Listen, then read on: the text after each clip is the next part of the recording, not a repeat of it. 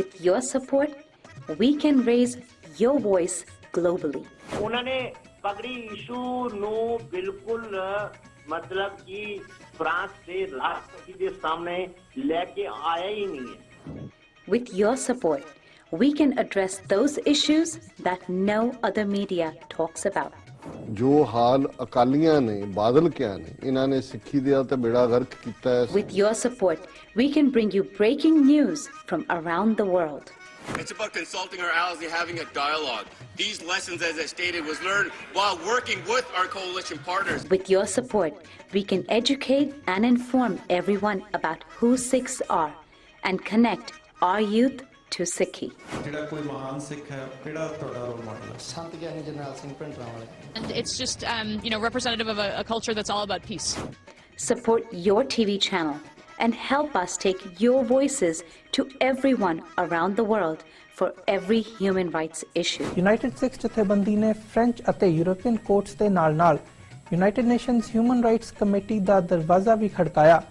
All of this is only possible with your generous donations.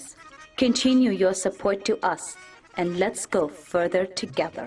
To donate today, please log on to our website www.tv84.tv and donate via PayPal on our website, or you can mail us your donations to TV84 36-01 37th Avenue, Long Island City, New York 11101.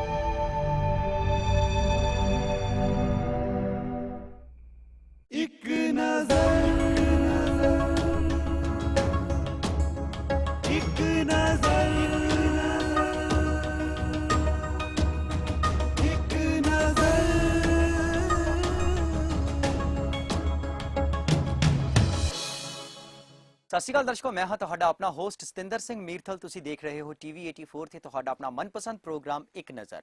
ਜਿਵੇਂ ਕਿ ਆਪ ਸਭ ਜਾਣਦੇ ਹੋ ਕਿ ਅਸੀਂ ਇਸ show ਦੇ ਵਿੱਚ ਉਹਨਾਂ ਸ਼ਖਸੀਅਤਾਂ ਨੂੰ ਤੁਹਾਡੇ ਰੂਬਰੂ ਕਰਦੇ ਹਾਂ ਜਿਨ੍ਹਾਂ ਨੇ ਵੱਖ-ਵੱਖ ਖੇਤਰਾਂ ਦੇ ਵਿੱਚ ਮਾਣ-ਤਾਣ ਹਾਸਿਲ ਕੀਤਾ ਹੈ ਤੇ ਮੱਲਾਂ ਮਾਰੀਆਂ ਨੇ। ਤੇ ਜੀ ਹਾਂ, ਅੱਜ ਇਸੇ ਲੜੀ ਨੂੰ ਅਗਾਹ ਤੋੜਦੇ ਹੋਏ ਸਾਡੇ ਨਾਲ ਇਸ ਸ਼ੋਅ ਦੇ ਵਿੱਚ ਇੱਕ ਐਸੀ ਸ਼ਖਸੀਅਤ ਵਿਰਾਜਮਾਨ ਹੈ ਜੋ ਕਿ ਕਿਸੇ ਵੀ ਤਾਰੀਫ ਦੀ ਮੁਹਤਾਜ ਨਹੀਂ। ਜੀ ਹਾਂ, ਫੈਮਿਲੀ 420 ਫੈਮਿਲੀ 421 ਤੋਂ ਲੈ ਕਰਕੇ ਫੈਮਿਲੀ ਦਾ ਇਸ ਸਫ਼ਰ ਨੂੰ ਅਗਾਹ ਚਲਾਉਣ ਵਾਲੇ ਗੁਰਚੇਤ ਚਿੱਤਰਕਾਰ ਜੀ, ਜੋ ਕਿ ਅੱਜ ਸਾਡੇ ਨਾਲ ਸਟੂਡੀਓ ਦੇ ਵਿੱਚ ਇਸ ਸ਼ੋਅ ਦੇ ਵਿੱਚ ਮੌਜੂਦ ਨੇ। ਕਰਦੇ ਹਾਂ ਇਹਨਾਂ ਦੇ ਨਾਲ ਗੱਲਬਾਤ ਤੇ ਜਾਣਦੇ ਹਾਂ ਇਹਨਾਂ ਦੇ ਇਸ ਹਾਸ ਰਸ ਭਰੇ ਇਸ ਸਫ਼ਰ ਦੇ ਬਾਰੇ ਦੇ ਵਿੱਚ। ਸੋ ਸਭ ਤੋਂ ਪਹਿਲਾਂ ਗੁਰਚੇਤ ਜੀ, ਤੁਹਾਡਾ ਸਾਡੇ ਇਸ ਸ਼ੋਅ ਦੇ ਉੱਪਰ ਆਉਣ ਤੇ ਅਸੀਂ ਨਿੱਘਾ ਸਵਾਗਤ ਕਰਦੇ ਹਾਂ ਜੀ। ਪਿਆਰ ਭਰੀ ਸਤਿ ਸ੍ਰੀ ਅਕਾਲ ਦੀ ਸਾਂਝ ਪਾਈਏ ਜੀ। ਪਿਆਰ ਭਰੀ ਸਤਿ ਸ੍ਰੀ ਅਕਾਲ ਕਬੂਲ ਕਰੋ ਜੀ। ਸਤਿ ਸ੍ਰੀ ਅਕਾਲ ਜੀ। ਸਤਿ ਸ੍ਰੀ ਅਕਾਲ ਜੀ। ਤੇ TV 84 ਦੇਖ ਰਹੇ ਸਾਰੇ ਮੇਰੇ ਵੀਰ ਭੈਣ ਬਜ਼ੁਰਗਾਂ ਨੂੰ ਸਾਰੇ ਮੇਰੇ ਵੱਲੋਂ ਪਿਆਰ ਭਰੀ ਸਤਿ ਸ੍ਰੀ ਅਕਾਲ ਜੀ। ਗੁਰਜੀਤ ਜੀ, ਵਾਕਈ ਜ਼ਿੰਦਗੀ ਦੇ ਵਿੱਚ ਮੈਂ ਸਮਝਦਾ ਹਾਂ ਕਿ ਕਿਸੇ ਨੂੰ ਹਸਾਉਣਾ ਜਿਹੜਾ ਹੈ ਉਹ ਬਹੁਤ ਔਖਾ ਕੰਮ ਹੁੰਦਾ। ਕਈ ਵਾਰੀ ਇਨਸਾਨ ਦੇ ਅੰਦਰ ਬੜਾ ਦੁੱਖ ਹੁੰਦਾ ਪਰ ਉਹਦੇ ਚਿਹਰੇ ਤੇ ਹਮੇਸ਼ਾ ਜਿਹੜੀ ਹੈ ਉਹ ਮੁਸਕਾਨ ਹੁੰਦੀ ਹੈ, ਔਰ ਉਹ ਛੋਟੀ ਜਿਹੀ ਮੁਸਕਾਨ ਜਿਹੜੀ ਹੈ ਉਹ ਪਰਿਵਾਰ ਦੇ ਵਿੱਚ ਖੁਸ਼ੀਆਂ ਦੀ ਲਹਿਰਾਂ ਬਹਿਰਾਂ ਕਰ ਦਿੰਦੀ ਹੈ। ਸੋ ਇੱਕ ਅਜਿਹੀ ਸ਼ਖਸੀਅਤ ਗੁਰਚੇਤ ਚਿੱਤਰਕਾਰ ਅੱਜ ਸਾਡੇ ਨਾਲ ਸ਼ੋਅ ਦੇ ਵਿੱਚ ਵਿਰਾਜਮਾਨ ਹੈ, ਸਾਡੀ ਖੁਸ਼ਕਿਸਮਤੀ ਹੈ। ਗੁਰਚੇਤ ਜੀ, ਹਰ ਇੱਕ ਦਾ ਬਚਪਨ ਜਿਹੜਾ ਨਟਖਟ ਹੁੰਦਾ ਹੈ, ਪਰ ਮੈਂ ਤਾਂ ਕਹਾਂਗਾ ਵੀ ਸ਼ਾਇਦ ਗੁਰਚੇਤ ਚਿੱਤਰਕਾਰ ਕਦੇ ਜਵਾਨੀ ਵਿੱਚ ਤਾਂ ਆਇਆ ਨਹੀਂ, ਉਹ ਹਲੇ ਵੀ ਬਚਪਨੇ ਦੇ ਵਿੱਚ ਹੀ ਹੈ। ਜਿਸ ਤਰ੍ਹਾਂ ਦੇ ਉਹਦੇ ਅੰਦਾਜ਼ ਨੇ, ਜਿਸ ਤਰ੍ਹਾਂ ਦਾ ਉਹਨਾਂ ਦਾ ਨਟਖਟਪਨ ਹੈ, ਪਰ ਫਿਰ ਵੀ ਸਾਡੇ ਸਰੋਤੇ ਸਾਡੇ ਦਰਸ਼ਕ ਜਾਣਨਾ ਚਾਹਣਗੇ ਕਿ ਗੁਰਚੇਤ ਚਿੱਤਰਕਾਰ ਦਾ ਬਚਪਨ ਕਿਹੋ ਜਿਹਾ ਸੀ।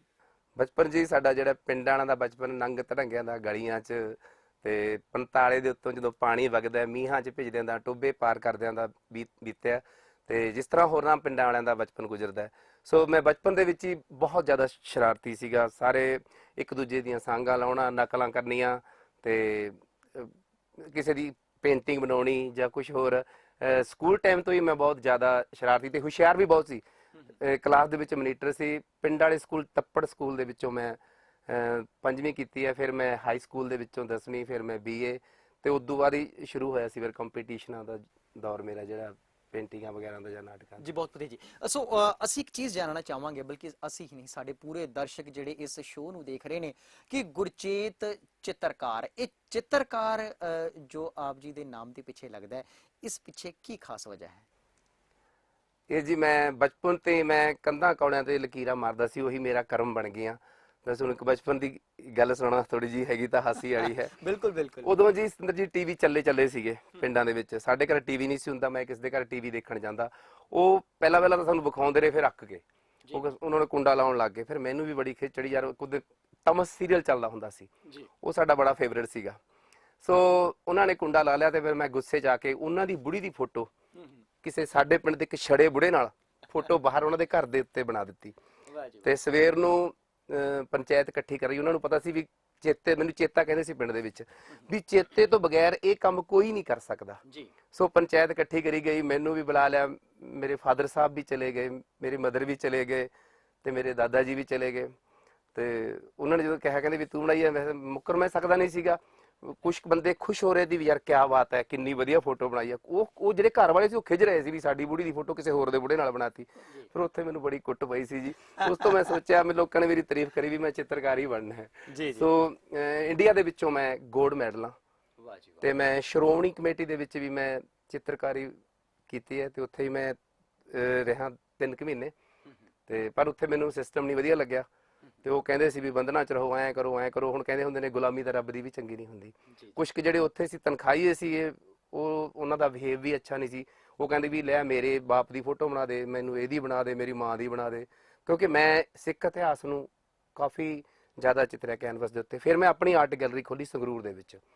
ਸੰਗਰੂਰ ਇੱਕ ਸਾਡਾ ਪਛੜਾ ਜਿਹਾ ਸ਼ਹਿਰ ਹੈ, ਪਰ ਮੇਰੀ ਆਰਟ ਗੈਲਰੀ ਤੇ ਕਰਨਲ ਜਰਨਲ ਆਉਣ ਲੱਗੇ। ਉਹਨਾਂ ਦੇ ਡਰਾਇੰਗ ਰੂਮਾਂ ਦੇ ਵਿੱਚ ਮੇਰੀਆਂ ਬਣਾਈਆਂ ਪੇਂਟਿੰਗਾਂ, ਲੈਂਡਸਕੇਪ, ਪੋਰਟਰੇਟ, ਸਕੈਚ, ਕਾਫੀ ਦੂਰ ਤੱਕ ਮੈਂ ਐਗਜ਼ੀਬਿਸ਼ਨ ਵੀ ਲਾਈ, ਤੇ ਭਾਰਤ ਵਿੱਚ ਵੀ, ਭਾਰਤ ਤੋਂ ਬਾਹਰ ਵੀ, ਸਿੰਗਾਪੁਰ, ਮਲੇਸ਼ੀਆ ਮੇਰੀ ਐਗਜ਼ੀਬਿਸ਼ਨ ਲਾਈ ਮੈਂ। ਜਿੰਨਾ ਵੀ ਆਪਣਾ ਪੰਜਾਬੀ ਸੱਭਿਆਚਾਰ ਹੈ ਉਹਨੂੰ ਸਾਰੇ ਨੂੰ ਮੈਂ ਕੈਨਵਸ ਦੇ ਉੱਤੇ ਉਲੀਕਿਆ, ਤੇ ਲੋਕਾਂ ਨੇ ਬਹੁਤ ਜ਼ਿਆਦਾ ਪਸੰਦ ਕੀਤਾ।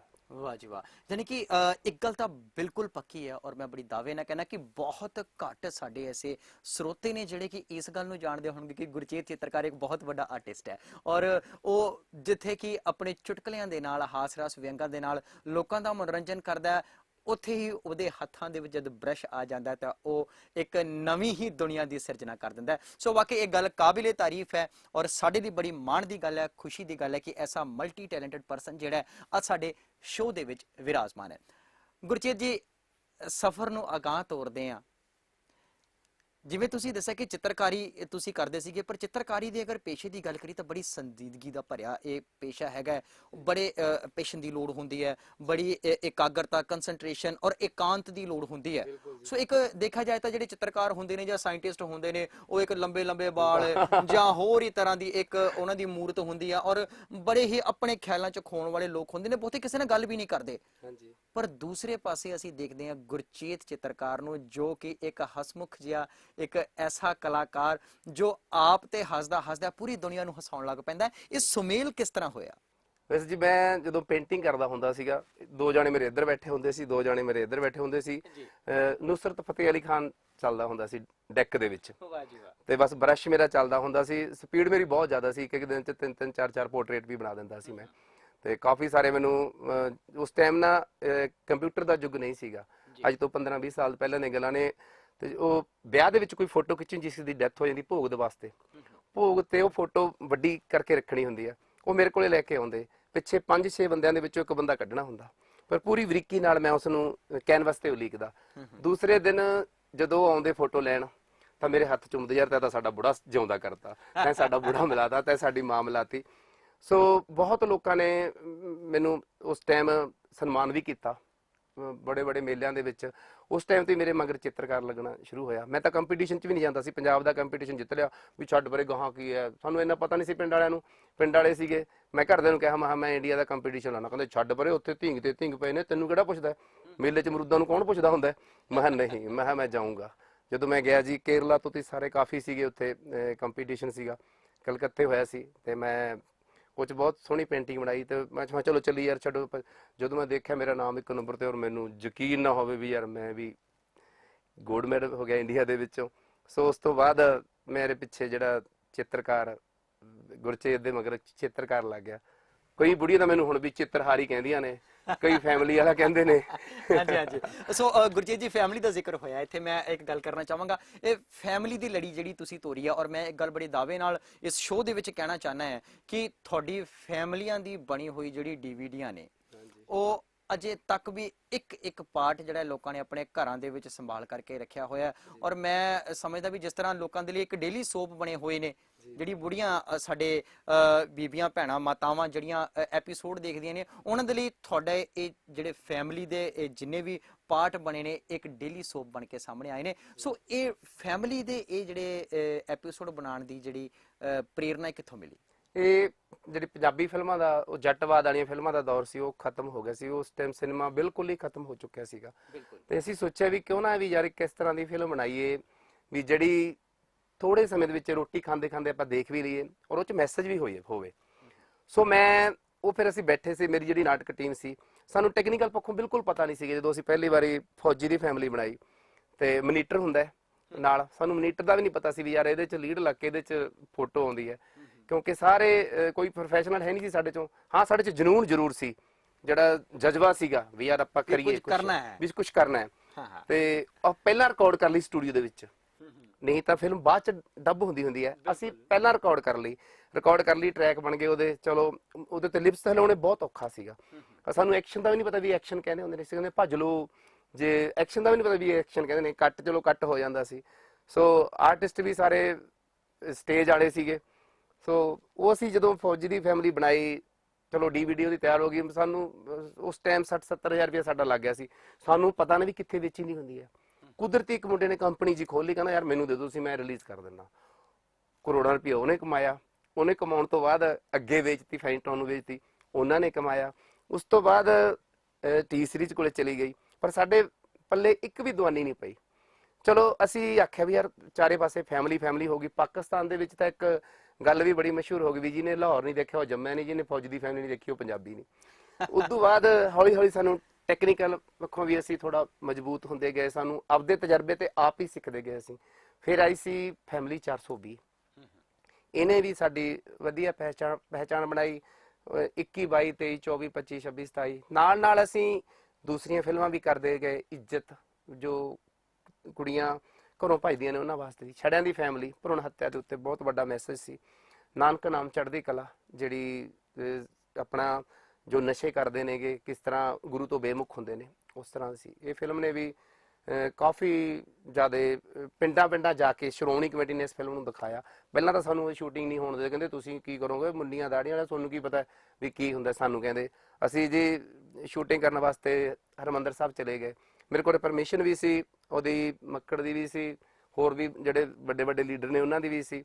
ਚਲੋ ਸਾਨੂੰ 3 ਦਿਨ ਹੋ ਗਏ। ਮੈਂ ਆਖਿਆ ਵੀ ਮੇਰਾ ਲੱਖ ਰੁਪਇਆ ਮੇਰਾ ਇੱਕ ਦਿਨ ਦਾ ਖਰਚਾ ਹੁੰਦਾ ਹੈ, ਵੀ ਮੇਰੇ ਕੋਲ ਸਾਰਾ ਮੈਨੂੰ ਖਰਚਾ ਪੈ ਰਿਹਾ, ਲਾਈਟਾਂ ਦਾ, ਹੋਰ ਕੈਮਰੇ ਦਾ, ਕੈਮਰਾਮੈਨ ਦਾ, ਮੇਕਅਪ ਵਾਲੇ ਦਾ, ਆਰਟਿਸਟਾਂ ਦਾ। ਮੈਂ ਮੈਨੂੰ ਤਕਰੀਬਨ ਲੱਖ ਰੁਪਇਆ ਪੈ ਰਿਹਾ ਜੀ, ਪਲੀਜ਼ ਮੈਂ ਸਾਨੂੰ ਸ਼ੂਟਿੰਗ ਕਰ ਲੈਣ ਦਿਓ। ਨਾ ਫਲਾਣੇ ਨੂੰ ਮਿਲੋ, ਇਹਨੂੰ ਮਿਲੋ। ਅਸੀਂ ਦੁਖੀ ਹੋ ਗਏ। ਪਹਿਲਾਂ ਤਾਂ ਮੈਂ ਵਾਪਸ ਜਾਣ ਲੱਗਿਆ ਸੀ। ਫਿਰ ਮੈਂ ਸੋਚਿਆ ਵੀ ਮੱਥਾ ਟੇਕਦੇ ਵੀ ਸੱਚੇ ਪਾਤਸ਼ਾਹ, ਹੁਣ ਤਾਂ ਤੂੰ ਹੀ ਹੈ, ਅਸੀਂ ਕੋਈ ਮਾੜਾ ਕੰਮ ਤਾਂ ਕਰ ਨਹੀਂ ਰਹੇ, ਇੱਕ ਚੰਗਾ ਕੰਮ ਕਰ ਰਹੇ ਹਾਂ, ਵੀ ਸਾਨੂੰ ਤੂੰ ਹੀ ਬਲ ਬਖਸ਼। ਸੋ ਤੜਕੇ ਨੂੰ ਅਸੀਂ ਫਿਰ ਉਹ ਜੱਟ ਸੌਦਾ ਕਰਿਆ ਜੀ, ਤੇ ਮੋਬਾਈਲ ਦੇ ਵਿੱਚ ਸ਼ਬਦ ਲਾ ਲਿਆ ਤੇ ਇੱਥੇ ਰੱਖ ਲਿਆ। ਅੱਖਾਂ ਦੀ ਰੋਸ਼ਨੀ ਠੀਕ ਹੁੰਦੀ ਆ ਉਹਦੇ ਵਿੱਚ, ਤੇ ਲੋਕਾਂ ਨੇ ਸਾਡਾ ਬੜਾ ਸਾਥ ਦਿੱਤਾ। 11 ਵਜੇ ਤੱਕ ਅਸੀਂ ਨੇ ਉਹ ਆਪਣਾ ਜਿਹੜੀ ਕਾਰਵਾਈ ਸੀ ਕਾਲੀ ਕਾਲੀ ਵਿੱਚ ਕਰ ਲਈ। ਆਏ ਫਿਰ ਸਾਡਾ ਕੈਮਰਾ ਫੜ ਲਿਆ, ਕਹਿੰਦੇ ਬੀਟਾ ਕੱਢ ਲਈ ਸੀ, ਉਹ 'ਚ ਦੂਸਰੀ ਬੀਟਾ ਪਾਤੀ। ਉਹ ਬੀਟਾ ਕੱਢ ਕੇ ਜਿਹੜੀ 'ਚ ਸ਼ੂਟ ਹੋਇਆ ਸੀ ਉਹ ਅਸੀਂ ਆਪਦੇ ਕੋਲੇ ਰੱਖ ਲਈ, ਉਹਨਾਂ ਨੇ ਉਹ ਰੱਖ ਲਈ। ਲੈ ਰੱਖ ਲਓ ਯਾਰ, ਮਹਾ ਤੁਸੀਂ ਕੁਛ ਚਾਹੀਦਾ, ਚਲੋ ਚੱਲੀਏ ਮਹਾ ਯਾਰ। ਫਿਰ ਉਹੀ ਸ਼੍ਰੋਮਣੀ ਕਮੇਟੀ ਵਾਲੇ ਇਸੇ ਫਿਲਮ ਨੂੰ ਨਾਨਕ ਨਾਮ ਚੜ੍ਹਦੀ ਕਲਾ ਨੂੰ ਪਿੰਡ ਦਿਖਾਉਂਦੇ ਫਿਰਦੇ ਨੇ। ਵਾਹ ਜੀ ਵਾਹ। ਯਾਨੀ ਕਿ ਜੇ ਕਿਤੇ ਰੱਬ ਦੇ ਮਾਰਗ ਤੇ ਸੱਚੇ ਮਾਰਗ ਤੇ ਚੱਲੀਏ ਤਾਂ ਪਰਮਾਤਮਾ ਜਿਹੜਾ ਉਹ ਜ਼ਰੂਰ ਸਾਥ ਦਿੰਦਾ ਹੈ। ਸੋ ਜਿੰਨੀਆਂ ਵੀ ਤੁਸੀਂ ਕੈਸਟਾਂ ਕੀਤੀਆਂ, ਤੁਸੀਂ ਦੱਸਿਆ ਕਿ ਬੜਾ ਸੰਘਰਸ਼ ਕਰਨਾ ਪਿਆ, ਕਿਤੇ ਨਾ ਕਿਤੇ ਬੜੀਆਂ ਔਕੜਾਂ ਵੀ ਆਈਆਂ। ਜਿਸ ਵੇਲੇ ਤੁਸੀਂ ਕੋਈ ਕਾਮੇਡੀ ਦਾ ਕਨਸੈਪਟ ਚੁੱਕਦੇ ਹੋ ਤਾਂ ਕਿਹੜੀਆਂ ਚੀਜ਼ਾਂ ਨੂੰ ਮੁੱਖ ਰੱਖਦੇ ਹੋ, ਕਿਹੜੀ ਚੀਜ਼ਾਂ ਦੇਖਦੇ ਹੋ ਕਿ ਇਸ ਕਨਸੈਪਟ ਦੇ ਵਿੱਚ ਇਹ ਚੀਜ਼ਾਂ ਮੁੱਖ ਹੋਣੀਆਂ ਚਾਹੀਦੀਆਂ ਤਾਂ ਜੋ ਇਹ ਸਰੋਤਿਆਂ ਨੂੰ ਹੋਰ ਆਨੰਦ ਦੇ ਸਕੇ? ਬਿਲਕੁਲ ਜੀ, ਸਾਡਾ ਮੇਨ ਮਕਸਦ ਹੁੰਦਾ ਪਹਿਲੀ 'ਚ ਮੈਸੇਜ ਦਾ, ਕਿਉਂਕਿ ਹਸਾਉਣਾ ਤਾਂ ਬਹੁਤ ਸੌਖਾ, ਮੈਸੇਜ ਜ਼ਰੂਰੀ ਹੁੰਦਾ। ਸਾਡਾ ਜਿਹੜਾ ਮੈਸੇਜ ਹੁੰਦਾ ਐਂਡ ਮੈਂ ਪਹਿਲਾਂ ਲਿਖ ਲੈਂਦਾ ਸੀ ਵੀ ਆਪਾਂ ਨੇ ਇਸ ਫਿਲਮ ਦੇ ਵਿੱਚ ਇਹ ਮੈਸੇਜ ਦੇਣਾ। ਜਿਵੇਂ ਭਰੂਣ ਹੱਤਿਆ ਦੇ ਵਿੱਚ ਸੀ, ਉਹ ਹਵਨ ਕਰਦੇ ਨੇ, ਸ਼ਿਵਜੀ ਭਗਵਾਨ ਨੂੰ ਥੱਲੇ ਲਾ ਲੈਂਦੇ ਨੇ ਛੜੇ, ਉਹ ਕਹਿੰਦੇ ਵੀ ਪਾਰਵਤੀ ਵੀ ਨਾਲ ਆਉਂਦੀ ਹੈ, ਕਹਿੰਦਾ ਵੀ ਸਾਨੂੰ ਇਹ ਦੱਸੋ ਵੀ ਸਾਡਾ ਵਿਆਹ ਕਿਉਂ ਨਹੀਂ ਹੁੰਦਾ? ਕਹਿੰਦਾ ਤੁਹਾਡਾ ਵਿਆਹ ਤਾਂ ਇਸ ਕਰਕੇ ਨਹੀਂ ਹੁੰਦਾ, ਤੁਹਾਡੇ ਹਿੱਸੇ ਦੀਆਂ ਕੁੜੀਆਂ ਲੋਕਾਂ ਨੇ ਕੁੱਖ ਚ ਮਾਰਤੀਆਂ, ਅਗਰ ਤੁਸੀਂ ਤੁਹਾਡਾ ਵਿਆਹ ਫੇਰ ਹੋਊਗਾ, ਤੁਸੀਂ ਜਿਹੜਾ ਭਰੂਣ ਹੱਤਿਆ ਨੂੰ ਰੋਕੋ। ਫਿਰ ਉਹ ਜੀ ਇੱਕ ਜਲੂਸ ਕੱਢਦੇ ਆ, ਫੜ ਕੇ ਧਰਨੇ ਦਿੰਦੇ ਆ ਵੀ ਭਰੂਣ ਹੱਤਿਆ ਬੰਦ ਕਰੋ, ਤੇ ਵੀ ਤਾਂ ਫਿਰ ਉਹਨਾਂ ਦਾ ਵਿਆਹ ਹੁੰਦਾ। ਇਸ ਤਰ੍ਹਾਂ ਹਰ ਇੱਕ ਫਿਲਮ ਦੇ ਵਿੱਚ ਮੈਸੇਜ ਤੇ, ਜਿਵੇਂ 420 ਦੇ ਵਿੱਚ ਵੀ ਜਿਹੜੇ ਬੁੱਢੇ ਵਿਆਹ ਕਰਾ ਲੈਂਦੇ, ਇਹਨਾਂ ਨੂੰ ਕੀ ਔਕੜਾਂ ਸਹਿਣੀਆਂ ਪੈਂਦੀਆਂ ਨੇ। ਕਰਜ਼ਾ ਫਿਲਮ 'ਚ ਇੱਕ ਖੁਦਕੁਸ਼ੀ ਕਰਦਾ ਕਿਸਾਨ, ਕਿਸ ਤਰ੍ਹਾਂ ਕਰਜ਼ੇ ਵਿੱਚ ਮਾਰਿਆ। ਜਿੰਨੀਆਂ ਵੀ ਫਿਲਮਾਂ ਨੇ ਹਰੇਕ ਦੇ ਵਿੱਚ ਮੈਸੇਜ ਹੁੰਦਾ ਹੈ, ਕਿਸੇ 'ਚ ਤਕਰੀਬਨ ਕਿਸੇ ਫਿਲਮ ਤਾਂ ਸਾਰੀ ਮੈਸੇਜ ਹੀ ਹੁੰਦੇ ਨੇ ਹਰ ਗੱਲ ਤੇ। ਹੁਣ ਸਾਨੂੰ ਜ਼ਿਆਦਾ ਉਹ ਆ ਗਈ, ਹੁਣ ਤਾਂ ਅਸੀਂ ਨਾਟਕਾਂ ਦੇ ਵਿੱਚ ਵੀ ਤੇ ਫਿਲਮਾਂ ਦੇ ਵਿੱਚ ਵੀ ਹਰ ਗੱਲ ਤੇ ਮੈਸੇਜ ਸਾਡਾ ਹੁੰਦਾ ਹੈ ਜੀ। ਗੱਲ ਕਰਦੇ ਹਾਂ ਗੁਰਚੇਤ ਜੀ ਫੀਚਰ ਫਿਲਮਾਂ ਦਾ। ਅੱਜ ਕੱਲ੍ਹ ਫੀਚਰ ਫਿਲਮਾਂ ਦਾ ਬੜਾ ਦੌਰ ਚੱਲਿਆ ਹੋਇਆ, ਖਾਸ ਕਰ ਅਗਰ ਅਸੀਂ ਆਪਣੀ ਪੰਜਾਬੀ ਇੰਡਸਟਰੀ ਨੂੰ ਦੇਖੀਏ ਤਾਂ ਉਸ ਦੇ ਵਿੱਚ ਫਿਲਹਾਲ ਦਾ ਜਿਹੜਾ ਦੌਰ ਹੈ ਬੜਾ ਖੁਸ਼ਗਵਾਰ ਦੌਰ ਹੈ। ਪੰਜਾਬੀ ਫਿਲਮਾਂ ਹਿੱਟ ਹੋ ਰਹੀਆਂ ਨੇ, ਅੱਛਾ ਬਿਜ਼ਨਸ ਕਰ ਰਹੀਆਂ ਨੇ, ਔਰ ਬੇਸ ਜਿਹੜਾ ਕਿਤੇ ਨਾ ਕਿਤੇ ਕਾਮੇਡੀ ਦਾ ਹੀ ਆਇਆ ਹੋਇਆ ਹੈ। ਸੋ ਗੁਰਚੇਤ ਚਿੱਤਰਕਾਰ ਦਾ ਕਿੰਨਾ ਕੁ ਯੋਗਦਾਨ ਹੈ ਪੰਜਾਬੀ ਫਿਲਮਾਂ ਦੇ ਵਿੱਚ? ਮੈਂ ਗਿਣੀਆਂ ਚੁਣੀਆਂ ਫਿਲਮਾਂ ਕੀਤੀਆਂ ਨੇ, ਚੱਕ ਦੇ ਫੱਟੇ, ਟੌਰ ਮਿੱਤਰਾਂ ਦੀ, ਹਰਮਿੰਦਰ ਗਿੱਲ ਦੀ ਸੀ, ਤੇ ਪਾਵਰ ਕੱਟ, ਮਜਾਜਣ, ਹੀਰ ਰਾਂਝਾ, ਕਾਫੀ ਫਿਲਮਾਂ ਨੇ ਮੈਂ ਕੀਤੀਆਂ ਨੇ। ਮੇਰਾ ਇਧਰੋਂ ਮੈਨੂੰ ਟਾਈਮ ਨਹੀਂ ਮਿਲਦਾ। ਕੁਝ ਮੈਂ ਫਿਲਮਾਂ ਲਿਖਦਾ ਵੀ ਆ, ਮੈਂ ਆਪਦਾ ਜਿਹੜਾ ਨਾਟਕ ਵੀ ਆਪ ਲਿਖਣੇ, ਫਿਲਮਾਂ ਵੀ ਆਪ ਲਿਖਣੀਆਂ, ਕਿਉਂਕਿ ਬਹੁਤ ਜ਼ਿਆਦਾ ਬਿਜੀ ਲਾਈਫ ਹੈ। ਹੁਣ ਮੇਰੀ ਫਿਲਮ ਆ ਰਹੀ ਹੈ ਜੀ ਆਪਣੀ ਇੱਕ ਜੁਗਨੀ, ਜਿਹੜੀ ਮੈਂ ਖੁਦ ਲਿਖੀ ਹੈ, ਤੇ ਉਹਦੇ 'ਚ ਖੁਦ ਕਿਰਦਾਰ ਵੀ ਕੀਤਾ। VN ਸ਼ਰਮਾ ਜੀ, ਹੋਰ ਵੀ ਵਧੀਆ ਆਰਟਿਸਟ ਨੇ ਉਹਦੇ 'ਚ। ਇੱਕ ਆ ਰਹੀ ਹੈ ਆਈਲੈਟਸ ਇਨ ਪੰਜਾਬੀ, ਉਹ ਸਾਡੀ ਨਵੀਂ ਆ। ਕਾਫੀ ਫਿਲਮਾਂ ਲਿਖ ਵੀ ਰਹੇ ਹਾਂ ਜੀ, ਚੱਕਰੇ ਕੋਈ ਨਹੀਂ, ਕੀ ਹੋਇਆ ਬਾਈ ਜੀ, ਸਾਗਾ ਵਾਲਿਆਂ ਦੀਆਂ 2-3 ਫਿਲਮਾਂ ਨੇਗੀਆਂ, ਤੇ ਬਾਕੀ ਚੱਲ ਰਿਹਾ ਜੀ। ਤਕਰੀਬਨ ਜਦੋਂ ਬੇਲ ਹੁੰਦੀ ਹੈ ਤਾਂ ਕੰਮ ਕਰੀਂਦਾ ਹੈ। ਬਹੁਤ ਵਧੀਆ ਜੀ। ਸੋ ਵੇਲਾ ਹੋ ਚੱਲਿਆ ਇੱਕ ਛੋਟੇ ਜਿਹੇ ਬ੍ਰੇਕ ਦਾ, ਛੇਤੀ ਮੁੜਦੇ ਹਾਂ ਛੋਟੇ ਜਿਹੇ ਬ੍ਰੇਕ ਤੋਂ ਬਾਅਦ। ਇੱਕ ਨਜ਼ਰ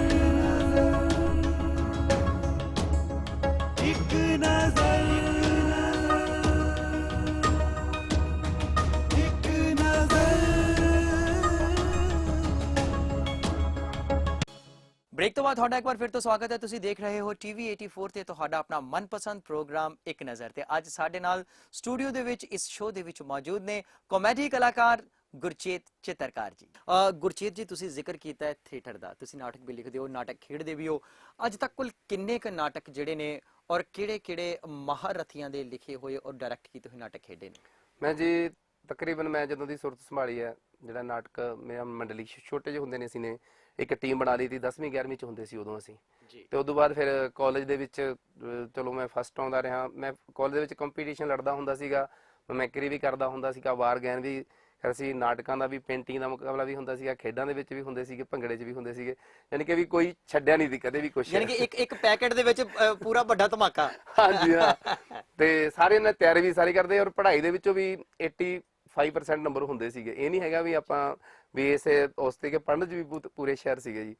ਸੋ ਨਾਟਕਾਂ ਦੇ ਵਿੱਚ ਮੈਂ ਆਪਣੇ ਆਪ ਨੂੰ ਨਿਖਾਰਨ ਵਾਸਤੇ ਗੁਰਸ਼ਰਨ ਭਾਜੀ, ਭਾਈ ਮੰਨਾ ਸਿੰਘ, ਜਿਹਨੂੰ ਬਾਬਾ ਬੋੜ ਹੈ ਸਾਡੇ, ਤੇ ਉਹਨਾਂ ਨਾਲ ਮੈਂ ਤਕਰੀਬਨ 4-5 ਸਾਲ ਕੰਮ ਕੀਤਾ। ਉਹਨਾਂ ਨਾਲ ਪਿੰਡ ਮੈਂ ਕਹਿੰਦਾ ਵੀ ਕੋਈ ਪਿੰਡ ਛੱਡਿਆ ਨਹੀਂ ਹੋਣਾ ਜਿੱਥੇ ਅਸੀਂ ਗਏ ਨਹੀਂ। ਹੁਣ ਜਦੋਂ ਅਸੀਂ ਜਾਂਦੇ ਹਾਂ, ਤੁਸੀਂ ਇੱਥੇ ਇੰਨੇ ਸਾਲ ਪਹਿਲਾਂ ਆਏ ਸੀ, ਭਾਈ ਮੰਨਾ ਸਿੰਘ ਨਾਲ, ਗੁਰਸ਼ਰਨ ਭਾਜੀ ਨਾਲ ਆਏ ਸੀ, ਤਾਂ ਸਾਨੂੰ ਖੁਸ਼ੀ ਹੁੰਦੀ ਹੈ। ਅਸੀਂ ਇੱਕ ਉਹਨਾਂ ਦਾ ਸਾਥ ਦਿੱਤਾ ਅਸੀਂ ਨੇ। ਤੇ ਗੁਰਸ਼ਰਨ ਭਾਜੀ ਦੇ ਨਾਲ ਇੱਕ ਅਜਮੇਰ ਔਲਖ ਸਾਹਿਬ, ਇਹਨਾਂ ਦੀ ਵੀ ਡਾਇਰੈਕਸ਼ਨ ਨਾਲ ਅਸੀਂ ਨੇ ਕੰਮ ਕੀਤਾ। ਬਾਕੀ ਮੈਂ ਆਪਣੇ ਲਿਖੇ ਨਾਟਕ ਸਾਰੇ, ਮੈਂ ਪੰਜਾਬੀ ਅਕੈਡਮੀ ਦਿੱਲੀ ਚੋਂ 7 ਵਾਰ best actor, best director, best ਲੇਖਕ ਦਾ ਅਵਾਰਡ ਮੈਨੂੰ ਮਿਲਿਆ ਹੋਇਆ ਜੀ। ਤੇ ਮੈਂ ਪਹਿਲਾਂ ਪੰਜਾਬ ਦੇ ਵਿੱਚ ਵੀ ਜਿਹਨੂੰ 7 ਸਾਲ ਲਗਾਤਾਰ ਮੈਂ ਬੈਸਟ ਐਕਟਰ ਦਾ ਅਵਾਰਡ ਮਿਲਿਆ ਮੈਨੂੰ। ਮੈਂ ਉੱਥੇ ਵੀ ਫਰੀਦਕੋਟ ਵੀ 2-3 ਸਾਲ ਇਕੱਠੇ ਲਗਾਤਾਰ ਮੈਂ ਬੈਸਟ ਐਕਟਰ ਦਾ ਅਵਾਰਡ ਮਿਲਿਆ।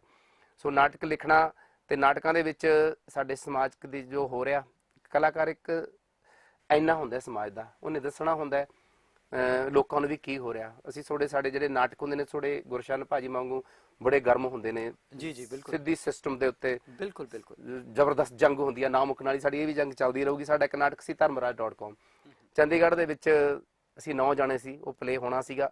ਪਲੇ ਦਾ ਨਾਮ ਸੀ ਧਰਮਰਾਜ.com, ਅੱਛੇ ਦਿਨ ਆਣੇ ਵਾਲੇ ਹੈ, ਕਿਉਂਕਿ ਫਿਰ ਉਹ ਅੱਛੇ ਦਿਨ ਆਣੇ ਦੀ ਸਰਕਾਰ ਸੀਗੀ। ਤੇ ਨਾਟਕ ਆਲੇ ਦੁਆਲੇ ਟੈਗੋਰ ਥੀਏਟਰ ਨੂੰ ਚਾਰੇ ਪਾਸਿਓਂ ਘੇਰ ਲਿਆ ਜੀ। 2500 ਬੰਦਾ ਸਾਡੇ 9 ਬੰਦਿਆਂ ਉੱਪਰ ਲਾਤਾ। ਉਹ ਪਾਣੀ ਛੱਡਣ ਵਾਲੀਆਂ ਉਹ ਵੀ ਆ ਗਈਆਂ, ਤੇ ਕਹਿੰਦੇ ਵੀ ਨਾਟਕ ਨਹੀਂ ਹੋਊਗਾ। ਅੱਜ ਤੱਕ ਦੁਨੀਆ ਦੇ ਵਿੱਚ ਇਤਿਹਾਸ ਵਿੱਚ ਨਹੀਂ ਹੋਇਆ ਵੀ ਕਿਸੇ ਨਾਟਕ ਦੇ ਉੱਤੇ ਪਾਬੰਦੀ ਲੱਗੀ ਹੋਵੇ। ਸਾਡਾ ਪਹਿਲਾ ਨਾਟਕ ਸੀ ਧਰਮਰਾਜ.com ਜਿਹੜਾ ਬਿਨਾਂ ਦੇਖੇ ਉਹਦੇ ਉੱਤੇ ਪਾਬੰਦੀ ਲਾਈ ਗਈ। ਫਿਰ ਕੈਨੇਡਾ ਅਮਰੀਕਾ ਦੇ ਵਿੱਚ ਅਸੀਂ ਉਸ ਨਾਟਕ ਨੂੰ ਲੈ ਕੇ ਗਏ ਤੇ ਸਾਨੂੰ ਉਧਰ ਲੋਕਾਂ ਨੇ ਬੜਾ ਸੋਲਡ ਆਊਟ, ਜਿੰਨੇ ਵੀ ਸ਼ੋਅ ਹੋਏ ਸਾਰੇ ਸੋਲਡ ਆਊਟ ਹੋਏ ਸੀਗੇ। ਅਸੀਂ ਉਹਨਾਂ ਨੂੰ ਪੁੱਛਿਆ ਵੀ ਇਦੋਂ ਪਹਿਲਾਂ ਪ੍ਰਵੇਸ਼ ਰਾਵਲ ਡੀਸੀ ਸਾਹਿਬ ਸੀਗੇ, ਐਸਡੀਐਮ ਸੀਗੇ, ਉਹਨਾਂ ਨੂੰ ਕਿਹਾ ਵੀ ਇਦੋਂ ਪਹਿਲਾਂ ਪ੍ਰਵੇਸ਼ ਰਾਵਲ ਇੱਕ ਨਾਟਕ ਕਰਕੇ ਗਿਆ ਇਦੋਂ ਪਿਛਲੇ ਸਾਲ ਕ੍ਰਿਸ਼ਨ ਵਰਸਸ ਕਨਈਆ, ਵੀ ਉਦੋਂ ਉਹ ਵੀ ਤਾਂ ਸਾਰਾ ਇਸ ਤਰ੍ਹਾਂ ਖਿਲਾਫ ਸੀਗਾ, ਵੀ ਉਦੋਂ ਕਿਉਂ ਨਹੀਂ? ਕਹਿੰਦੇ ਉਦੋਂ ਇਹਨਾਂ ਦੀ ਸਰਕਾਰ ਨਹੀਂ ਸੀ ਭਾਈ।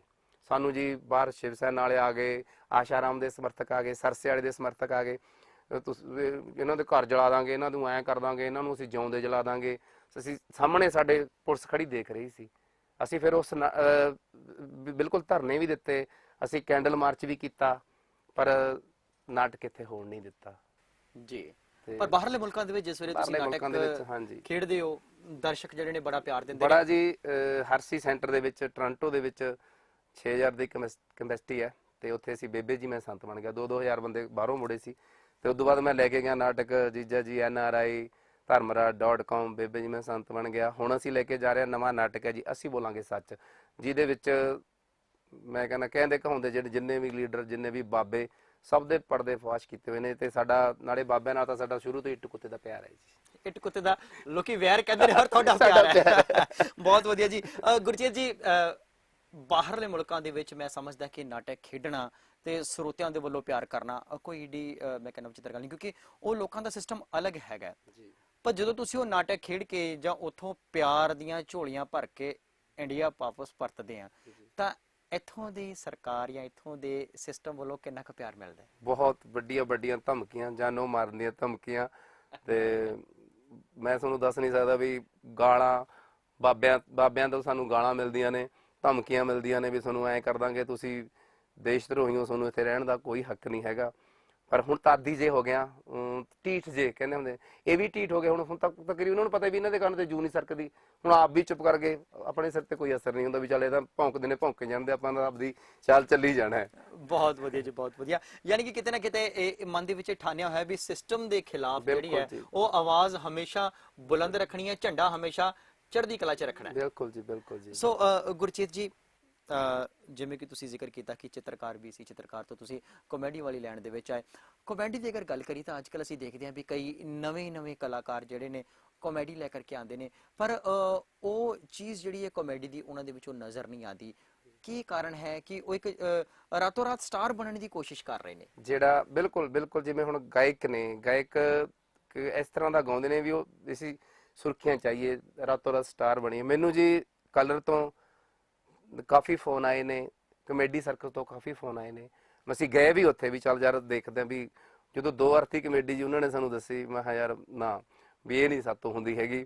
ਕੁਛ ਸਾਡਾ ਹਿੰਦੀ ਚੋਂ ਜਿਵੇਂ ਭਈਆ ਪੰਜਾਬੀ ਬੋਲਦਾ ਹੈ, ਅਸੀਂ ਹਿੰਦੀ ਚੋਂ ਸਾਡਾ ਹੱਥ ਟਹਿਟ ਹੈ। ਸੋ ਕਿਉਂਕਿ ਜਿਹੜੀ ਕਮੇਡੀ ਹੈ ਨਾ ਜੀ, ਇਹ ਪੰਚਾਂ ਦੇ ਉੱਤੇ ਹੁੰਦੀ ਹੈ। ਜਿਹੜੇ ਸਟੈਰ ਕਮੇਡੀ ਦੇ ਨਾਲ ਸਟੈਰ ਕਰਨਾ ਤੇ ਸਾਰੀ ਗੱਲ ਕਹਿ ਵੀ ਜਾਣਾ, ਇਹ ਅਸਲ ਹੁੰਦੀ। ਬਿਲਕੁਲ ਜੀ, ਇਹ ਤੇ ਗੱਲ ਸਹੀ ਹੈ। ਪਰ ਜਦੋਂ ਗੁਰਜੀਤ ਚਿੱਤਰਕਾਰ ਕਾਮੇਡੀ ਕਰਦਾ ਹੈ ਤੇ ਉਸਦੀ ਕਾਮੇਡੀ ਦੇ ਵਿੱਚੋਂ ਇੱਕ ਤੁਕਬੰਦੀ ਨਜ਼ਰ ਆਉਂਦੀ ਹੈ, ਸ਼ੇਰੋ ਸ਼ਾਇਰੀ ਦਾ ਇੱਕ ਅੰਦਾਜ਼ ਨਜ਼ਰ ਆਉਂਦਾ ਹੈ।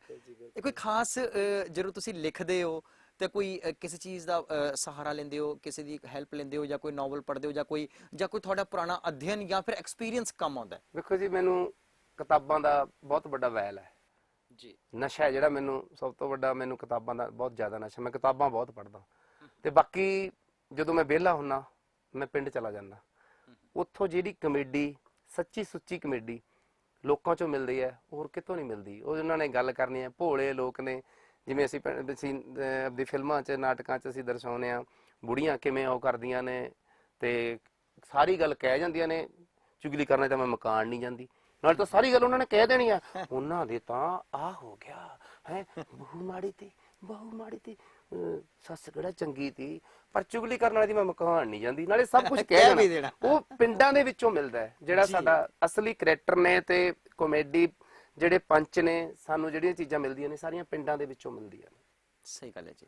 ਸੋ ਗੁਰਜੀਤ ਜੀ, ਚੁਟਕਲੇ ਅਸੀਂ ਆਮ ਦੇਖਦੇ ਹਾਂ ਬੱਚੇ ਸਕੂਲਾਂ ਤੋਂ ਸ਼ੁਰੂ ਕਰਦੇ ਨੇ ਕਲਾਸਾਂ ਦੇ ਵਿੱਚ ਜਾਂ ਜਦੋਂ ਕਿਤੇ ਸ਼ਨੀਵਾਰ ਦਾ ਜਿਹੜਾ ਲੱਗਦਾ ਸਕੂਲ ਦੇ ਵਿੱਚ ਇੱਕ ਪੀਰੀਅਡ ਲੱਗਦਾ ਹੁੰਦਾ ਜਿਹਦੇ ਵਿੱਚ ਹਾਸ-ਰਸ ਖੇਡਾਂ ਗਾਣੇ ਗਾਉਂਦੇ ਬੱਚੇ ਉੱਥੋਂ ਸ਼ੁਰੂ ਹੁੰਦੇ ਨੇ ਬੱਚੇ ਕਰਦੇ ਕਰਦੇ ਸਫ਼ਰ ਤੈਅ ਅਗਾਂਹ ਨੂੰ ਹੁੰਦਾ ਇੱਕ ਅੱਛਾ ਕਾਮੇਡੀਅਨ ਬਣਨਾ ਚਾਹੁੰਦਾ ਹੈ ਬੱਚਾ so according to your thinking ਤੁਹਾਡੀ ਸੋਚ ਦੇ ਮੁਤਾਬਿਕ ਅਗਰ ਜੇ ਕੋਈ ਅੱਛਾ ਕਾਮੇਡੀਅਨ ਬਣਨਾ ਚਾਹੁੰਦਾ ਹੈ ਤੇ ਉਹਨੂੰ ਕਿਸ ਤਰ੍ਹਾਂ ਦੀ ਮਿਹਨਤ ਕਰਨੀ ਚਾਹੀਦੀ ਹੈ? ਦੇਖੋ ਜੀ ਪਹਿਲੀ ਗੱਲ ਹੈ ਜਿਹੜਾ ਕਾਮੇਡੀ ਬਣਿਆ ਨਹੀਂ ਜਾਂਦਾ ਇਹ ਤਾਂ ਜਿਹੜਾ ਨਾ ਸ਼ੁਰੂ ਤੋਂ ਆਪਣੇ 'ਚ ਜਜ਼ਬਾ ਹੁੰਦਾ ਆਪਣਾ ਵੀ ਜਿਵੇਂ ਮੈਂ ਲਿਖਦਾ ਸੀ ਪਹਿਲਾਂ ਲਿਖਦਾ ਸੀ ਲਿਖਣ ਤੋਂ ਮੈਂ ਕਮੇਡੀ ਪਹਿਲਾਂ ਕਮੇਡੀਅਨ ਨਹੀਂ ਹੁੰਦਾ ਸੀ ਮੈਂ ਪਹਿਲਾਂ ਮੈਂ ਸਿਰਫ ਇੱਕ ਨਾਟਕ ਕਰਦੇ ਹੁੰਦੇ ਸੀ ਕਿਉਂਕਿ ਲੋਕਾਂ ਨੂੰ ਹਸਾਉਣ ਵਾਸਤੇ ਬਹੁਤ ਜ਼ਿਆਦਾ ਆਪਣੇ ਆਪ ਤੇ ਮਿਹਨਤ ਕਰਨੀ ਪੈਂਦੀ ਹੈ ਉਹ ਪੰਚਾਂ ਨੂੰ ਮੂੰਹ ਬਣਾਉਣਾ ਇਹ ਕਰਨਾ ਕਿਸੇ ਦੀ ਸਾਂਗਾਂ ਲਾਉਣੀਆਂ ਇੱਥੋਂ ਕਮੇਡੀ ਸ਼ੁਰੂ ਹੁੰਦੀ ਹੈ ਜੀ ਤੇ ਅੱਖਾਂ ਦੇ ਐਕਸਪ੍ਰੈਸ਼ਨ ਦੇ ਨਾਲ ਕਈ ਜਿਹੜੀ ਗੱਲ ਹੁੰਦੀ ਹੈ ਚੁਟਕਲਿਆਂ ਨਾਲ ਕਮੇਡੀ ਨਹੀਂ ਹੁੰਦੀ ਕਈ ਆਪਣੇ ਜਿਹੜੇ ਜਸਚਰ ਨੇ ਹਾਵ ਭਾਵ ਨੇ ਇਹ ਆਹ ਚੀਜ਼ਾਂ ਕਰਨੀਆਂ ਇਹ ਚਾਰਲੀ ਚ ਸੀਗੀ ਜੀ ਚਾਰਲੀ ਚੈਪ ਕਿਉਂਕਿ ਬੋਲਦਾ ਨਹੀਂ ਸੀ ਕੁਛ ਉਦੋਂ ਬੋਲਦੀਆਂ ਫਿਲਮਾਂ ਤਾਂ ਸੀ ਉਹ ਅਸਲ ਜਿਹੜੀ ਕਮੇਡੀ ਸੀ ਅਸਲ ਉਹ ਸੀ ਵਾਹ ਜੀ ਵਾਹ ਬਾਕੀ ਕਿਸੇ ਇੱਕ ਲੈਜੈਂਡ ਦਾ ਤੁਸੀਂ ਨਾਂ ਲਿੱਤਾ ਔਰ ਇੱਕ ਐਸਾ ਲੈਜੈਂਡ ਜਿਹਨੂੰ ਕਿ ਤੁਸੀਂ ਹੁਣੇ ਕਿਹਾ ਕਿ ਉਹਨਾਂ ਦੀ ਇਹ ਫਿਲਮ ਜਿਨ੍ਹਾਂ ਦੀ ਕਾਪੀ ਰਾਜ ਕਪੂਰ ਨੇ ਵੀ ਕੀਤੀ ਹੈ ਜੀ ਬਿਲਕੁਲ ਬਿਲਕੁਲ ਬਿਲਕੁਲ ਰਾਜ ਕਪੂਰ ਜੀ ਨੇ ਉਹਨਾਂ ਦੀ ਬਖੂਬੀ ਕਾਪੀ ਕੀਤੀ ਹੈ ਔਰ ਸ਼ਾਇਦ ਉਹਨਾਂ ਤੋਂ ਇਨਸਪਾਇਰ ਹੋ ਕਰਕੇ ਹੋਰ ਵੀ ਕਈ ਜਿਹੜੇ ਅਦਾਕਾਰ ਨੇ ਉਹ ਕਾਮੇਡੀ ਦੇ ਖੇਤਰ ਵਿੱਚ ਨੇ ਸੋ ਇਨਸਪੀਰੇਸ਼ਨ ਦੀ ਗੱਲ ਕੀਤੀ ਹੈ ਤਾਂ ਹਰ ਫੀਲਡ ਦੇ ਵਿੱਚ ਹਰ ਕਲਾਕਾਰ ਦਾ ਕੋਈ ਨਾ ਕੋਈ ਇਨਸਪੀਰੇਸ਼ਨ ਹੁੰਦਾ ਹੈ ਕਿਸੇ ਨਾ ਕਿਸੇ ਤੋਂ ਇਨਸਪਾਇਰ ਹੁੰਦਾ ਹੈ ਗੁਰਚੇਤ ਚਿੱਤਰਕਾਰ ਦੀ ਗੱਲ ਕਰੀਏ ਤਾਂ ਇਹ ਕਿਸ ਨੂੰ ਦੇਖ ਕੇ ਵੱਡਾ ਹੋਇਆ ਹੈ ਤੇ ਕਿਸ ਨੂੰ ਦੇਖ ਕਰਕੇ ਇਸ ਦੇ ਮਨ ਦੇ ਵਿੱਚ ਖਿਆਲ ਹੈ ਕਿ ਮੈਂ ਇੱਕ ਬਹੁਤ ਅੱਛਾ ਕਾਮੇਡੀਅਨ ਜਾਂ ਚਿੱਤਰਕਾਰ ਬਣਾ ਦੇਖੋ ਗੋਪ ਬਹੁਤ ਵਧੀਆ ਕਮੇਡੀਅਨ ਸੀ ਪਹਿਲਾ ਕਮੇਡੀਅਨ ਮੇਰੇ ਹਿਸਾਬ ਨਾਲ ਤਾਂ ਗੋਪ ਸੀ ਵੱਡੇ ਸਾਰਾ ਮੂੰਹ ਸੀ ਉਹਦਾ ਚੋਰੀ ਚੋਰੀ ਦੇ ਵਿੱਚ ਉਹਦਾ ਬਾਪ ਬਣਿਆ ਹੋਇਆ ਤੇ ਨਰਗਿਸ ਦਾ ਤੇ ਉਸ ਤੋਂ ਬਾਅਦ ਜੌਨੀ ਵੱਕਰ ਦੀ ਉਹਦੀ ਮੈਂ ਪੁਰਾਣੀਆਂ ਫਿਲਮਾਂ ਦਾ ਬਹੁਤ ਸ਼ੌਕੀਨ ਹਾਂ ਜੀ ਅੱਛਾ ਜੀ ਕਿਸ਼ੋਰ ਕੁਮਾਰ ਦਾ ਮੈਂ ਬਹੁਤ ਜ਼ਿਆਦਾ ਫੈਨ ਹਾਂ ਕਿਸ਼ੋਰ ਕੁਮਾਰ ਸੀ ਜਿਹੜਾ ਗੁਣਾਂ ਦੀ ਗੁਥਲੀ ਸੀ ਸਿੰਗਰ ਵੀ ਉਹਦੇ ਵਰਗਾ ਨਹੀਂ ਕੋਈ ਹੋਇਆ ਸਹੀ ਗੱਲ ਹੈ ਕਮੇਡੀਅਨ ਉਹਦੇ ਵਰਗਾ ਨਹੀਂ ਹੋਇਆ ਜੀ ਜੀ ਜੀ ਜੋ ਉਹਨੇ ਸੈਡ ਗਾਤਾ ਉਹ ਕੋਈ ਗਾ ਨਹੀਂ ਸਕਿਆ ਜੀ ਜੀ ਜੀ ਉਹਦੇ ਜਿਹੜੇ ਐਕਸਪ੍ਰੈਸ਼ਨ ਨੇ ਫੇਸ ਦੇ ਉਹ ਬੰਦਾ ਜਿਵੇਂ ਉਹਦੀ ਹਾਫ ਟਿਕਟ ਤੋਂ ਮੈਂ ਪ੍ਰਭਾਵਿਤ ਹੋਈ ਮੈਂ ਟੀਵੀ ਤੇ ਆਈ ਤੀ ਹਾਫ ਟਿਕਟ ਯਾਰ ਮੈਂ ਯਾਰ ਤਾਂ ਕਿੰਨਾ ਵਧੀਆ ਮੈਂ ਬੰਦੇ ਚ ਕੀ ਇੱਕ 35 40 ਸਾਲ ਦਾ ਹੋ ਕੇ ਉਹ ਇੱਕ ਬੱਚੇ ਦਾ ਕਰੈਕਟਰ ਕੀਤਾ ਉਸਨੇ ਜਾਨ ਕਿ ਵੀ 15 20 ਸਾਲ ਦੇ ਬੱਚੇ ਦਾ ਕਰੈਕਟਰ ਕੀਤਾ ਉਹਨੇ ਔਰ ਮੈਂ ਉਸ ਤੋਂ ਇੰਨਾ ਪ੍ਰਭਾਵਿਤ ਹੋਇਆ ਮੈਂ ਉਹਦੀ ਕੋਈ ਵੀ ਫਿਲਮ ਨਹੀਂ ਛੱਡੀ ਰਾਜ ਕਪੂਰ ਸਾਹਿਬ ਦਾ ਮੈਂ ਸਕਰੀਨ ਪਲੇ ਜਦੋਂ ਮੈਂ ਦੇਖਦਾ ਰਾਜ ਕਪੂਰ ਦਾ ਫਿਲਮ ਦੇਖਦਾ ਉਹਦਾ ਸਕਰੀਨ ਪਲੇ ਬਾਕਮਾਲ ਹੁੰਦਾ ਸੀ ਕਿਉਂਕਿ ਉਹਦੇ ਵਿੱਚ ਇੱਕ ਜਗ੍ਹਾ ਤੇ ਨਹੀਂ ਹੁੰਦੇ ਉਹਦਾ ਜਿਹੜਾ ਸੀਨ ਹੁੰਦਾ ਘਰ ਚ ਜਿਵੇਂ ਘਰ ਚ ਫਿਲਮਾ ਲਿਆ ਇੱਕ ਘਰ ਚ ਇੱਕ ਝਰਨਾ ਇੱਕ ਪੰਚਾਇਤ ਚ ਇੱਕ ਪਿੰਡ ਇੱਕ ਖੇਤ ਉਹਦਾ ਜਿਹੜਾ ਸੀਨ ਇਸ ਤਰ੍ਹਾਂ ਮੈਂ ਆਪਣੀਆਂ ਫਿਲਮਾਂ ਦੇ ਵਿੱਚ ਰੱਖਦਾ ਬਹੁਤ ਵਧੀਆ ਤੇ ਬਾਕੀ ਮੇਰ ਮਿੱਤਲ ਸਾਹਿਬ ਹੋਏ ਨੇ ਹੋਰ ਵੀ ਕਮੇਡੀਅਨ ਅੱਛੇ ਹੋਏ ਨੇ ਮੁਕਰੀ ਤੇ ਮੋਹਨ ਚੋਟੀ ਸਾਰੇ ਤਕਰੀਬਨ ਮੈਨੂੰ ਜੀ ਪੁਰਾਣੀਆਂ ਪੰਜਾਬੀ ਫਿਲਮਾਂ ਮੇਰੇ ਕੋਲੇ ਨੇ ਮੈਨੂੰ ਲੱਗਦਾ ਕਿਸੇ ਕੋਲੇ ਨਹੀਂ ਹੋਣੀਆਂ ਮੈਂ ਫਿਲਮਾਂ ਦੀ ਕਲੈਕਸ਼ਨ ਕਰਨ ਵਾਸਤੇ ਪਾਕਿਸਤਾਨ 2-3 ਵਾਰੀ ਜਾਇਆ ਪੰਜਾਬੀ ਫਿਲਮਾਂ ਦਾ ਜੇ ਭੰਡਾਰ ਤੁਹਾਨੂੰ ਕਈ ਵਾਰੀ ਮੈਂ ਸਾਰਿਆਂ ਨੂੰ ਕਹਿੰਦਾ ਵੀ ਜੇ ਕਿਸੇ ਨੂੰ ਚਾਹੀਦਾ ਹੁੰਦਾ ਤਾਂ ਮੇਰੇ ਕੋਲੇ ਆ ਕਿਤੋਂ ਨਾ ਮਿਲੇ ਉਹ ਫਿਲਮ ਮੇਰੇ ਕੋਲੋਂ ਮਿਲੂਗੀ ਮੰਦਾਰੀ ਤੇ ਖੇਡਣ ਦੇ ਦਿਨ 4 ਕਿਸੇ ਕੋਲੇ ਨਹੀਂ ਹੈਗੀਆਂ ਤੇ ਗੀਤ ਬਹਾਰਾਂ ਦੇ ਪੁਰਾਣੀਆਂ ਫਿਲਮਾਂ ਨੇ ਲੱਛੀ ਹੁਣ ਤੁਹਾਨੂੰ ਦੱਸਦਾ ਵੀ ਜੌਨੀ ਵਾਕਰ ਨੇ ਇੱਕ ਪੰਜਾਬੀ ਫਿਲਮ 'ਚ ਕੰਮ ਕੀਤਾ ਜੋ ਕਿਸੇ ਨੂੰ ਨਹੀਂ ਪਤਾ ਜੌਨੀ ਵਾਕਰ ਤੇ ਗੀਤਾ ਵਾਲੀ ਵਾਹ ਜੀ ਵਾਹ ਫਿਲਮ ਸੀ ਬਲੈਕ ਪਾਸ ਮੇਰੇ ਕੋਲੇ ਆ ਬਹੁਤ ਸੋਹਣਾ ਪ੍ਰਿੰਟ ਹੈ ਤੇ ਬਾਕੀ ਮੈਂ ਇਹਨਾਂ ਦਾ ਤਕਰੀਬਨ ਸਾਰਿਆਂ ਦੀ ਫੈਨ ਆ ਜਿੰਨੇ ਵੀ ਕਮੇਡੀਅਨ ਹੋਏ ਨੇ ਸਾਰੇ ਵਧੀਆ ਨੇ ਕਪਲ ਵੀ ਵਧੀਆ ਕਮੇਡੀ ਕਰ ਰਿਹਾ ਸਾਰੇ ਵਧੀਆ ਕਰ ਜੀ ਸੋ ਅਜੋਕੇ ਦੌਰ ਦੇ ਵਿੱਚ ਜਿਹੜੀ ਕਮੇਡੀ ਚੱਲ ਰਹੀ ਹੈ ਜੀ ਕੀ ਲੱਗਦਾ ਹੈ ਕਿ ਇਹ ਲੌਂਗ ਰਨ ਚੱਲੇਗੀ ਸਟੈਂਡਿੰਗ ਕਮੇਡੀ ਬਹੁਤਾ ਲੰਮਾ ਸਮਾਂ ਨਹੀਂ ਚੱਲਦੀ ਹੁੰਦੀ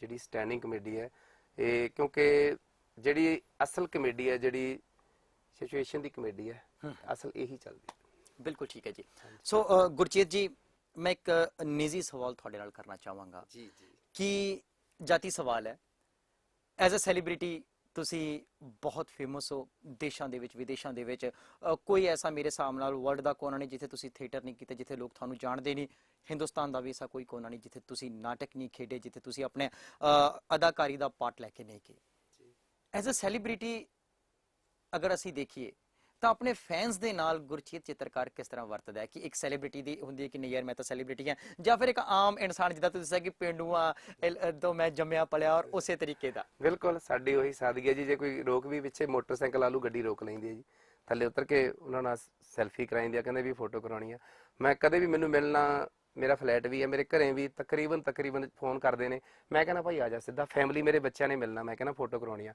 ਘਰੇ ਮੈਂ ਖਾਣਾ ਵੀ ਖਵਾਉਣਾ ਔਰ ਖੁਦ ਖਵਾਉਣਾ ਆਪ, ਮੈਂ ਆਪ ਖੁਦ ਖਾਣਾ ਖਵਾਉਣਾ। ਔਰ ਮੈਂ ਕਦੇ ਵੀ ਕਿਸੇ ਦਾ ਇਹ ਨਹੀਂ ਹੈਗਾ ਵੀ ਮੈਂ ਫੋਨ, ਹੁਣ ਮੈਂ ਫੋਨ ਨਹੀਂ ਰੱਖਿਆ, ਫੋਨ ਕਿਉਂਕਿ ਮੇਰਾ ਮੁੰਡੇ ਕੋਲ ਆ, ਨਹੀਂ ਮੈਂ ਫੋਨ ਹਰੇਕ ਦਾ ਫੋਨ ਅਟੈਂਡ ਕਰਦਾ। ਔਰ ਇਹ ਨਹੀਂ ਹੈਗਾ ਵੀ ਮੈਂ ਮੈਨੇਜਰ ਬੋਲਦਾ, ਜਾਂ ਸਾਡੇ ਕਲਾਕਾਰਾਂ 'ਚ ਇੱਕ ਆਦਤ ਹੁੰਦੀ ਹੈ ਵੀ ਮੈਂ ਮੈਨੇਜਰ ਬੋਲਦਾ ਫੇਰ ਕਰਾਉਣਾ ਗੱਲ, ਸ਼ੂਟਿੰਗ ਤੇ ਨੇ ਇਹ ਨੇ ਚਾਹੇ ਵਿਹਲਾ ਬੈਠਾ ਹੋਵੇ, ਮੱਖੀਆਂ ਮਾਰਦਾ ਹੋਵੇ। ਤੇ ਪਹਿਲਾਂ ਤਾਂ ਆਪਾਂ ਰੱਬ ਤੋਂ ਸੁੱਖ ਮੰਗਦੇ ਵੀ ਸੱਚਾ ਪਾਤਸ਼ਾਹ ਮੇਰੀ ਸ਼ੌਹਰਤ ਹੋਵੇ, ਮੈਨੂੰ ਲੋਕ ਜਾਣਨ, ਫਿਰ ਆਪਾਂ ਕਾਲੇ ਸ਼ੀਸ਼ੇ ਗੱਡੀ ਦੇ ਕਰਾ ਲਈਏ, ਇਹ ਚੰਗੀ ਗੱਲ ਨਹੀਂ ਹੈਗੀ। ਗੱਲ ਤਾਂ ਸਹੀ ਹੈਗੀ ਵੈਸੇ। ਅੱਛਾ ਗੁਰਜੀਤ ਜੀ, ਇੱਕ ਹੋਰ ਮੈਂ ਸਵਾਲ ਪੁੱਛਾਂਗਾ ਕਿਉਂਕਿ ਸਮੇਂ ਜਿਹੜਾ ਹੈ ਆਪਣੀ ਰਫ਼ਤਾਰ ਦੇ ਨਾਲ ਵੱਧ ਰਿਹਾ, ਸਮੇਂ ਸਾਨੂੰ ਇਜਾਜ਼ਤ ਨਹੀਂ ਦੇ ਰਿਹਾ ਕਿ ਅਸੀਂ ਤੁਹਾਡੇ ਨਾਲ ਹੋਰ ਗੱਲਬਾਤਾਂ ਦੀ ਸਾਂਝ ਪਾਈਏ। ਪਰ ਫਿਰ ਵੀ ਮੈਂ ਜਾਂਦੇ ਇੱਕ ਸਵਾਲ ਪੁੱਛਣਾ ਚਾਹਾਂਗਾ ਵੀ ਇਸ ਵੇਲੇ ਬਹੁਤ ਵਧੀਆ ਮੁਕਾਮ ਜਿਹੜਾ ਤੁਸੀਂ ਹਾਸਿਲ ਕੀਤਾ ਹੋਇਆ ਹੈ, ਔਰ ਜਿਸ ਵੇਲੇ ਤੁਸੀਂ ਚਿੱਤਰਕਾਰੀ ਦੇ ਖੇਤਰ 'ਚ ਸੀਗੇ ਉਸ ਵੇਲੇ ਵੀ ਇੱਕ ਨਾਮ ਸੀਗਾ, ਤੁਸੀਂ ਦੱਸਿਆ ਵੀ 골ਡ ਮੈਡਲਿਸਟ ਸੀਗੇ, ਸ਼੍ਰੋਮਣੀ ਕਮੇਟੀ ਦੇ ਵਿੱਚ ਇੱਕ ਉੱਚ ਅਹੁਦੇ ਦੇ ਵਿੱਚ ਚਿੱਤਰਕਾਰੀ ਦੇ ਰੂਪ ਦੇ ਵਿੱਚ ਸੀਗੇ। ਕਿਤੇ ਨਾ ਕਿਤੇ ਇਹ ਲੱਗਦਾ ਹੈ ਕਿ ਤੁਸੀਂ ਉਹ ਖੇਤਰ ਛੱਡ ਕੇ ਇਸ ਖੇਤਰ ਦੇ ਵਿੱਚ ਆ ਕੇ ਗਲਤੀ ਕੀਤੀ ਹੈ? ਕਿਤੇ ਨਾ ਕਿਤੇ ਮਨ 'ਚ ਕਿਤੇ ਇੱਕ ਚੀਜ਼ ਜੀ ਤਾਂ ਨਹੀਂ ਉੱਠਦੀ, ਜਾਂ ਸੈਟੀਸਫਾਈ ਹੋ ਆਪਣੇ ਇਸ ਕੰਮ ਤੋਂ?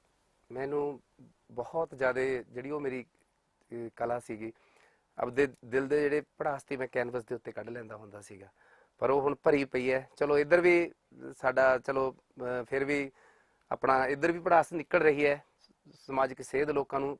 ਕਿੰਨੇ ਲੋਕ, ਸਾਡੀ ਫਿਲਮ ਸੀ ਜਿਵੇਂ ਨਾਨਕ ਨਾਮ ਚੜ੍ਹਦੀ ਕਲਾ, ਦਾਰੂ ਛੱਡੀ ਲੋਕਾਂ ਨੇ, ਤਾਂ ਸਾਨੂੰ ਖੁਸ਼ੀ ਹੁੰਦੀ ਹੈ ਵੀ ਚਲੋ ਇੱਧਰ ਵੀ ਸਾਨੂੰ ਇਹੀ ਖੁਸ਼ੀ ਹੁੰਦੀ ਹੈ ਜਦੋਂ ਸਾਡਾ ਨਾਟਕ ਹੈ ਅਸੀਂ ਬੋਲਾਂਗੇ ਸੱਚ। ਨਾਟਕ ਦੇਖ ਕੇ ਉਹ ਇਕੱਲੇ ਮਾਂ-ਬਾਪ ਦਾ ਹੈ, ਜਿਹੜੇ ਮਾਂ-ਬਾਪ ਮੁੰਡਿਆਂ ਤੋਂ ਦੂਰ ਰਹਿੰਦੇ ਨੇ, ਮੁੰਡੇ ਦੂਰ ਰਹਿੰਦੇ ਨੇ ਮਾਂ-ਬਾਪ ਤੋਂ, ਸਾਨੂੰ ਜਦੋਂ ਫੋਨ ਕਰਦੇ ਨੇ ਵੀ ਤੁਹਾਡਾ ਨਾਟਕ ਦੇਖ ਕੇ ਮੈਂ ਆਪਣੇ ਮਾਂ-ਬਾਪ ਆਪਦੇ ਕੋਲੇ ਬੁਲਾ ਲਏ, ਉਸ ਟਾਈਮ ਸਾਨੂੰ ਸਕੂਨ ਵੱਖਰਾ ਹੀ ਹੁੰਦਾ। ਪਰ ਬ੍ਰਸ਼ ਮੇਰਾ ਇੰਤਜ਼ਾਰ ਕਰਦੇ ਨੇ, ਚੱਕੂਗਾ ਕਦੇ। ਬਹੁਤ ਜੀ ਕਰਦਾ ਹੈ ਵੀ ਕੈਨਵਸ ਦੇ ਉੱਤੇ ਆਪਦੇ ਮਨ ਦਾ ਜਿਹੜਾ ਪੜਾਸ ਹੈ ਉਹ ਕੈਨਵਸ ਦੇ ਉੱਤੇ, ਦੁੱਖ ਦਰਦ ਜਿਹੜੇ ਹੁੰਦੇ ਨੇ ਕੈਨਵਸ ਦੇ ਉੱਤੇ ਉਹ ਕੱਢੇ ਜਾਣ।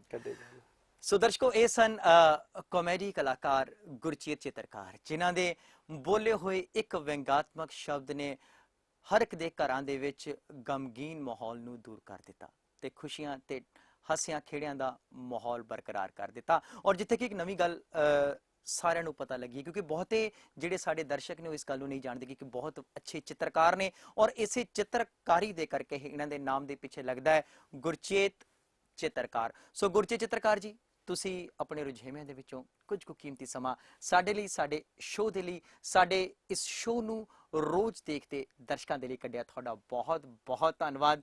ਸੋ ਪਿਆਰ ਭਰੀ ਸਤਿ ਸ਼੍ਰੀ ਅਕਾਲ ਦੀ ਸਾਂਝ ਪਾਈਏ ਜੀ। ਸਤਿ ਸ਼੍ਰੀ ਅਕਾਲ ਜੀ। ਇੱਕ ਨਜ਼ਰ